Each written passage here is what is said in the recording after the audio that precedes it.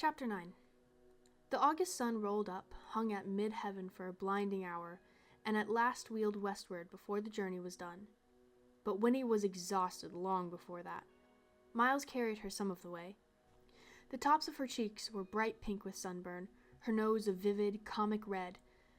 But she had been rescued from a more serious broiling by May, who had finally insisted that she wear the blue straw hat.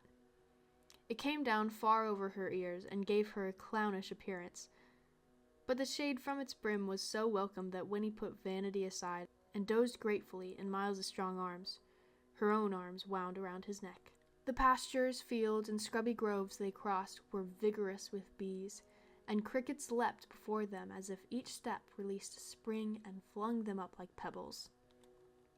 But everything else was motionless, dry as biscuit, on the brink of burning, hoarding final reservoirs of sap, trying to hold out till the rain returned, and Queen Anne's lace lay dusty on the surface of the meadows like foam on a painted sea. It was amazing, then, to climb a long hill, to see ahead another hill, and beyond that the deep green of scattered pine forest, and as you climbed to feel the air ease and soften, Winnie revived, sniffing, and was able to ride the horse again, perched behind May. And to her oft-repeated question, "Are we almost there?" the welcome answer came at last. "Only a few more minutes now." A wide stand of dark pines rose up, loomed near, and suddenly Jessie was crying, "We're home! This is it, Winnie Foster!" And he and Miles raced on and disappeared among the trees. The horse followed, turning onto a rutted path lumpy with roots, and it was as if they had slipped in under a giant colander. The late sun's brilliance could penetrate only in scattered glimmers, and everything was silent and untouched, the ground muffled with moss and sliding needles, the graceful arms of the pines stretched out protectively in every direction. And it was cool, blessedly cool and green. The horse picked his way carefully, and then ahead the path dropped down a steep embankment. And beyond that, Winnie, peering around May's bulk, saw a flash of color and a dazzling sparkle.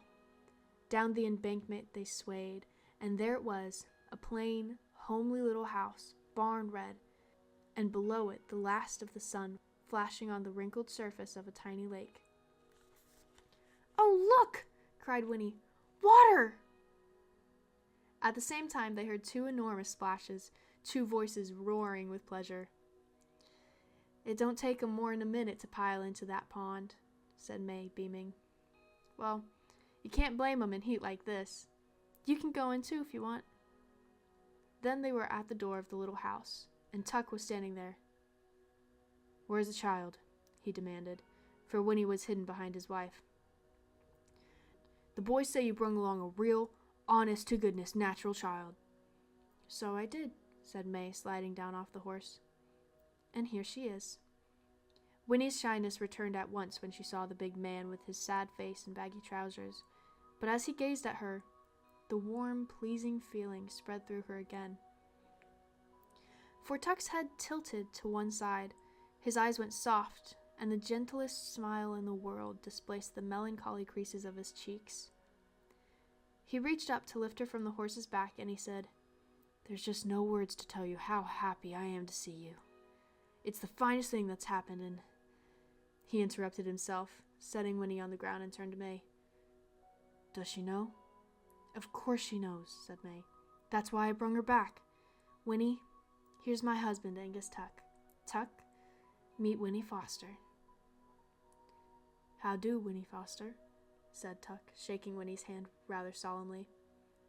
"Well then." He straightened and peered down at her, and Winnie, looking back into his face, saw an expression there that made her feel like an unexpected present, wrapped in pretty paper and tied with ribbons, in spite of May's blue hat, which still enveloped her head. "Well then," Tuck repeated, "seeing you know, I'll go on and say this is the finest thing that's happened in, at least 80 years.